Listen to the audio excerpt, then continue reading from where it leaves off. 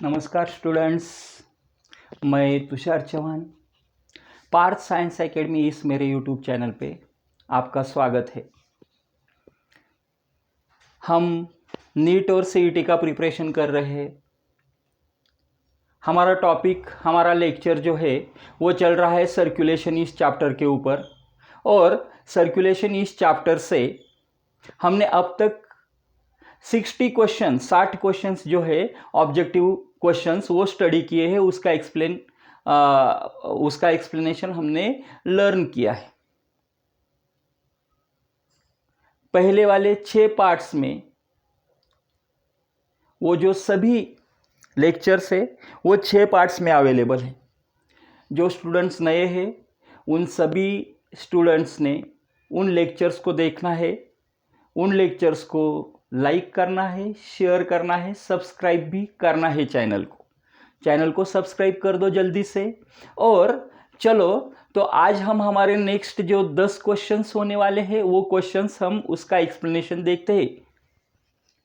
हमारा जो टॉपिक चल रहा है, हमारी जो सीरीज चल रही है वो नीट और सीईटी एग्जाम की सीरीज चल रही है। हमारा चैप्टर है सर्कुलेशन, टॉपिक है हमारा ल्यूकोसाइट्स, उसको हम WBCs भी बोलते हैं।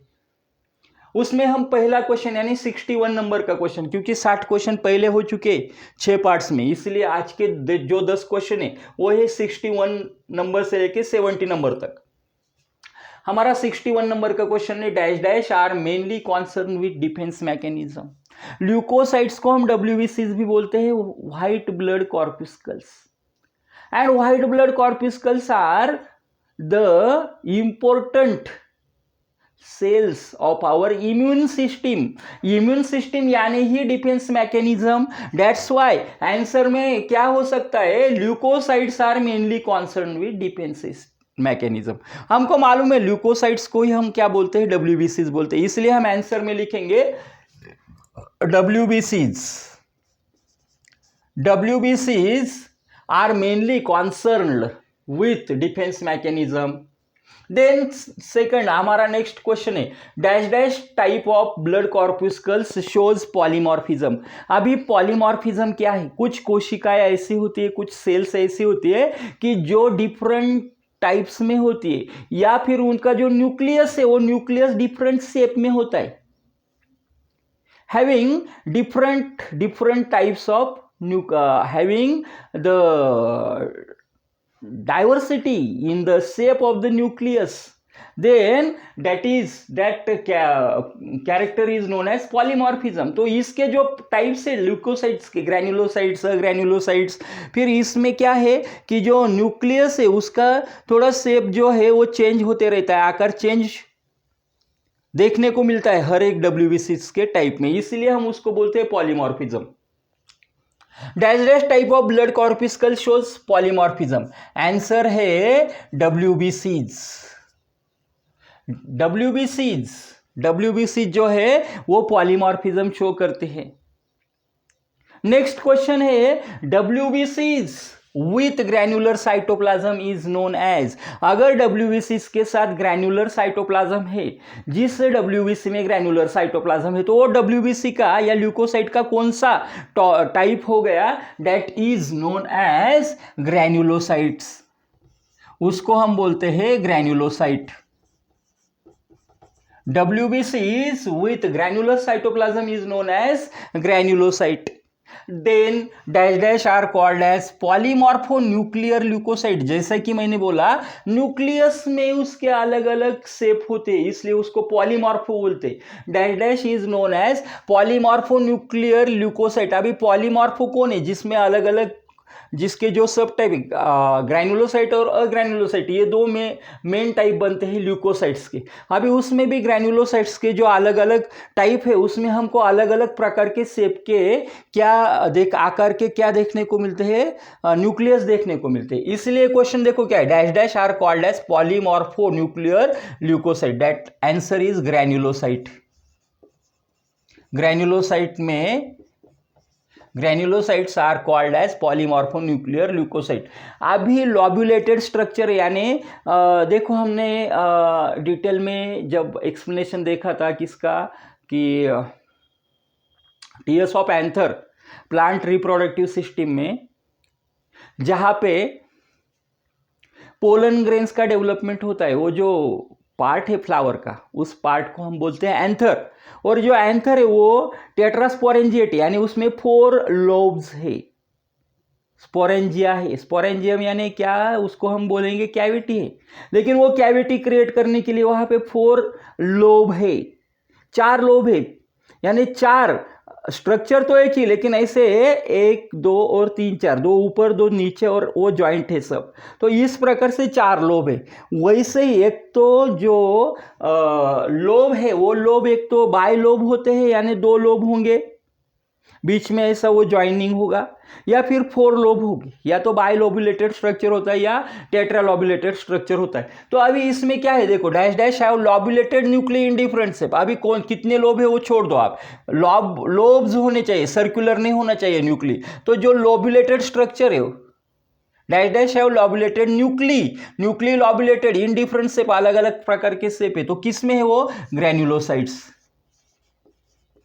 Granulocytes have lobulated nuclei in different shape. Then granulocyte constituent about dash dash % of the total WBCs. total WBCs के कितने परसेंट में ग्रैन्युलोसाइट है, ग्रैन्युलोसाइट कंस्टिट्यूट अबाउट 72%। ग्रैन्युलोसाइट्स जो है वो कितने परसेंट में है, तो ग्रैन्युलोसाइट 72% में है। अभी देखो कि ग्रैन्युलोसाइट्स की या फिर ल्यूकोसाइट्स जो है, ल्यूकोसाइट्स की जो प्रॉपर्टी है, एक इंपॉर्टेंट प्रॉपर्टी है, जिस प्रॉपर्टी के ऊपर से हम ग्रैन्युलोसाइट्स को 3 टाइप में डिवाइड करते हैं। तो वो प्रॉपर्टी कौन सी है, आगे वाला क्वेश्चन है, क्वेश्चन नंबर 67।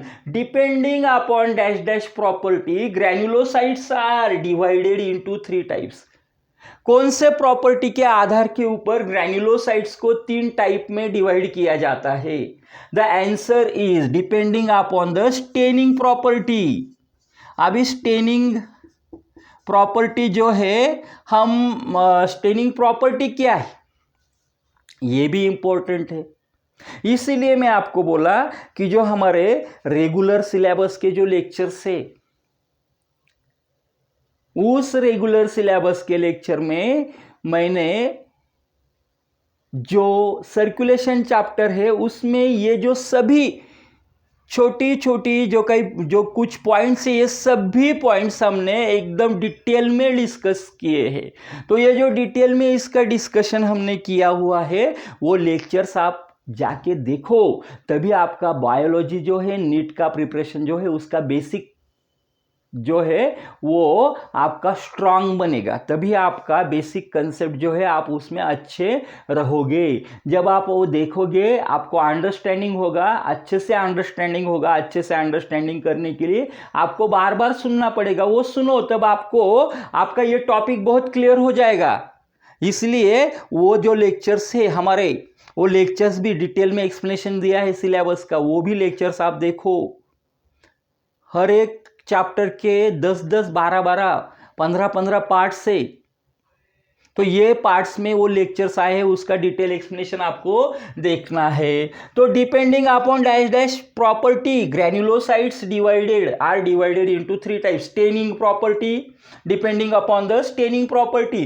देन अभी 3 टाइप हो गए ना ग्रैन्युलोसाइट्स के, कौन कौन से? Neutrophil, basophil and acidophil. तो हमारा आगे वाला क्वेश्चन क्या है? Neutrophil stained with dash dash stain. कौन से प्रकार का स्टेन जो है न्यूट्रोफिल में उसको विजिबल करने के लिए या फिर उसका डिटेक्शन के लिए कौन से प्रकार का स्टेन यूज किया जाता है? तो वो जो स्टेन है, वो जो प्रॉपर्टी है उस केमिकल की, वो होती है न्यूट्रल प्रकार का स्टेन यहां पे लगता है, न्यूट्रल प्रकार का स्टेन यहां पे यूज किया जाता है। Basophils, next question, basophil stain with dash dash stains. अभी बेसोफिल है तो उसका जो स्टेन है वो बेसिक स्टेन है, बेसिक प्रॉपर्टी है। Basophil stain with dash dash stain, basic stain. Then third, आखिरी क्वेश्चन है हमारा, 70 नंबर का क्वेश्चन है, 70 नंबर का क्वेश्चन है, acidophil stained with dash dash stains. अभी एसिडोफिल है ना, तो फिर स्टेन कौन सा हो गया इसके लिए? एसिडिक स्टेन हो गया। इसलिए मैं यहां पे लिख देता हूं आंसर इज एसिडिक स्टेन। देखो answer is acidic stain, answer is acidic stain. तो ये थे हमारे आज के 10 क्वेश्चंस जो बहुत ज़्यादा इम्पोर्टेंट है। स्टूडेंट्स, आपका अगर बेसिक अच्छा होगा तो ही आप नीट और सीईटी के एग्जाम में अच्छा स्कोर कर सकते हो। और बेसिक के लिए बहुत ज़्यादा बड़े बड़े रेफरेंस बुक की ज़रूरत नहीं है। हमारा जो सिलेबस है, जो हमको सिलेबस है, हमारा फिर कौन से भी बोर्ड का सिलेबस होने दो, वो बेसिक है। उसको अगर आप अच्छे से उसका प्रिपरेशन करते हो तो आपका बायोलॉजी या कौन सा भी सब्जेक्ट होने दो, उसके फंडामेंटल्स, उसका बेसिक कंसेप्ट अच्छा हो जाएगा। और ये जो एग्जाम है, नीट होने दो, सीईटी होने दो, इसमें बेसिक कंसेप्ट के ऊपर क्वेश्चंस आते हैं। और अगर बेसिक कंसेप्ट अच्छी है तो फिर आपका स्कोरिंग होने वाला ही। इसीलिए देखो, आपको रेगुलर लेक्चर्स जो है इसके ऊपर, वो भी आपको देखने चाहिए। वो आप देखते हैं और देखेंगे, अगर देखे नहीं है तो देखेंगे। तो अभी देखो हम इसका रिवीजन कर लेते हैं। ल्यूकोसाइट्स, ल्यूकोसाइट्स को हम WBCs भी कहते हैं। Dash dash are mainly concern with defence mechanism, defence mechanism यानी इम्यून सिस्टम। तो कौन से ऐसे सेल्स है जो डिफेंस मैकेनिज्म से रिलेट करते हैं? WBCs, white blood corpuscles. Dash dash type of blood corpuscles shows polymorphism. अगर अलग अलग आकार में जिसके न्यूक्लियस पाए जाते हैं उसको पॉलीमॉर्फिज्म बोलते हैं। तो ये जो है वो कौन से प्रकार के सेल्स होते हैं? Dash dash type of blood corpuscles shows polymorphism. Answer है WBCs। देन नेक्स्ट क्वेश्चन है WBCs with granular cytoplasm is known as dash dash dash granulocyte. Answer है dash dash are called as polymorphonuclear leukocyte. Polymorphonuclear leukocyte किसको बोलते हैं? Answer है granulocyte. Dash dash have lobulated nuclei in different shape. Lobulated nuclei कौन सा है? तो granulocytes are lobulated nuclei in different shape. Granulocyte constitute about dash dash % of the total WBCs। Granulocyte में total WBCs का percent, total WBCs में granulocytes का percentage कितना है? 72%। Depending upon dash dash property, granulocytes are divided into 3 types depending upon staining property. The answer is staining. Neutrophil stained with neutral stains. Answer is neutral.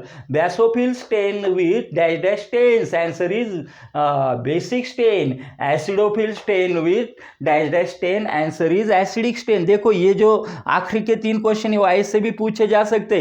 Dash dash stained with neutral stain, answer होगा neutrophils. Dash dash stains stained with basic stain, answer होगा basophil. और dash dash stained with acidic stain, answer होगा acidophil. तो students, ये थे आज के हमारे 10 क्वेश्चन। आप इसको लाइक करो, शेयर करो, चैनल को सब्सक्राइब कर दो। और thanks for watching this lecture. Thanks for watching this video. Have a nice day to all of you. Thank you.